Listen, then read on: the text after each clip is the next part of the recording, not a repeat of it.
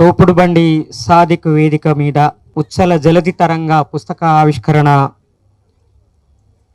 నా చేతుల మీదుగా జరగడం ఒక రకంగా బాధాకరం, మరొక రకంగా సంతోషం కూడా. సాదిక్ ఈ దేశంలో ఒక లౌకిక వ్యవస్థని నిర్మాణం చేయాలని కోరుకున్నాడు.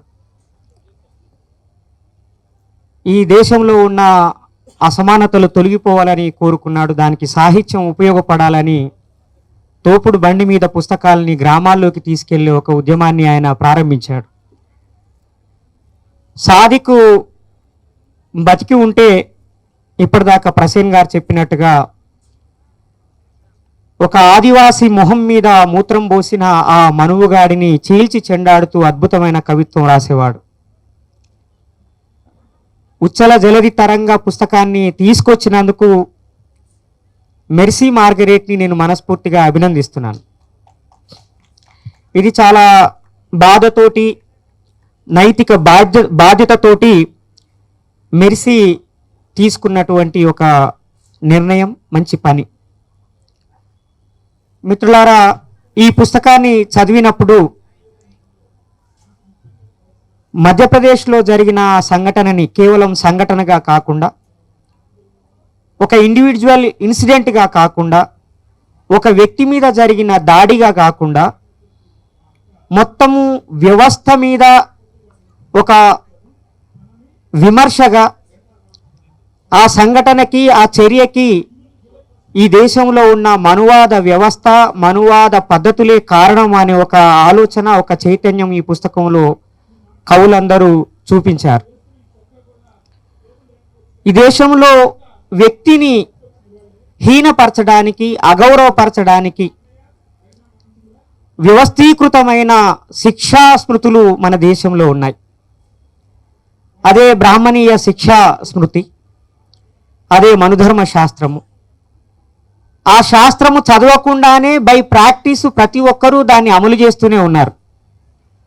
అది అగ్రకులాల నుండి మొదలు పెడితే కింది కులాల వరకు ప్రతి ఒక్కరూ దాన్ని ప్రాక్టీస్ చేస్తూనే ఉన్నారు.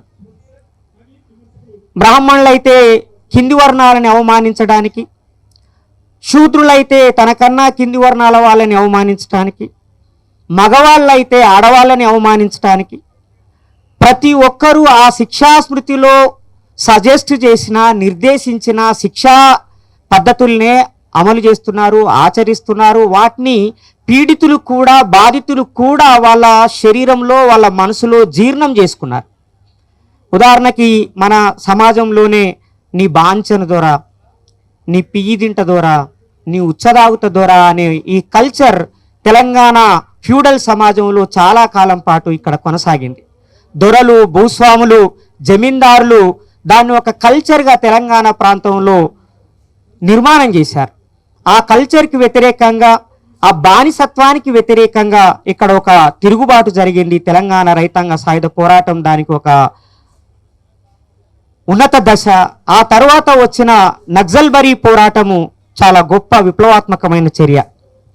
అదే సమయంలో ఈ వ్యవస్థకు వ్యతిరేకంగా, ఈ ఫిలాసఫీకి వ్యతిరేకంగా బాబాసాహెబ్ అంబేద్కర్ ఆధ్వర్యంలో జరిగిన పోరాటం, కుల నిర్మూలన పోరాటం.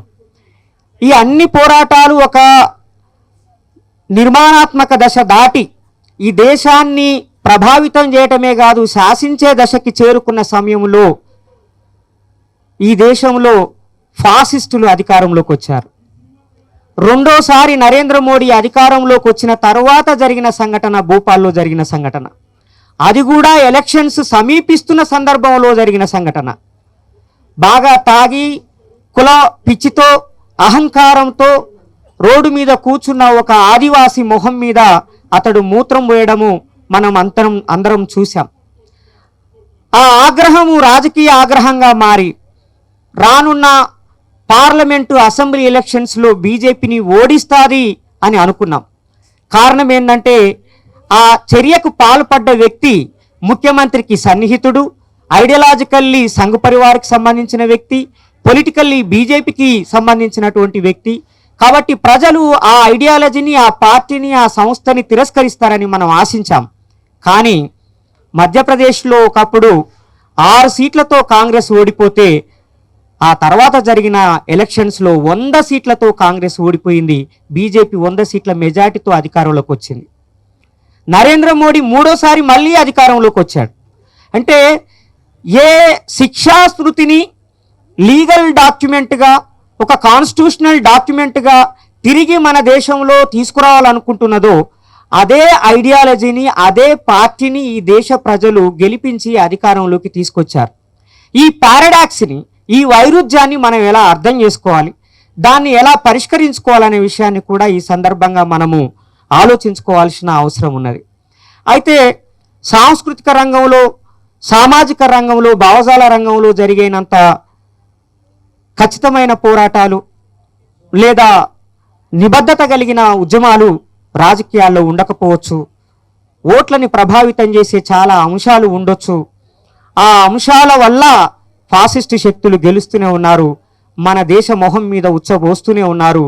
ఈ ఉచ్చను కడుక్కునేడానికి ఈ దేశ ప్రజలు సిద్ధపడకపోతే వేల సంవత్సరాల పాటు పోస్తున్న ఆ ఉచ్చ మరికొన్ని వేల సంవత్సరాల పాటు కొనసాగే అవకాశం ఉన్నది. కాబట్టి ఈ దేశ ప్రజలు మొహం కడుక్కునే చైతన్యాన్ని అందించడం కోసమే మెర్సీ ధైర్యం చేసి ఈ పుస్తకం తీసుకొచ్చారు. ఈ పుస్తకం తీసుకొచ్చినప్పుడు ఇందులో కవిత్వం రాసిన వాళ్ళు, ముఖ్యంగా ప్రసేన్ గారిని నేను మనస్ఫూర్తిగా అభినందిస్తున్నాను. చాలా అద్భుతమైన ముందు మాట రాశారు. చాలా బాధతో కూడినటువంటి ముందు మాట.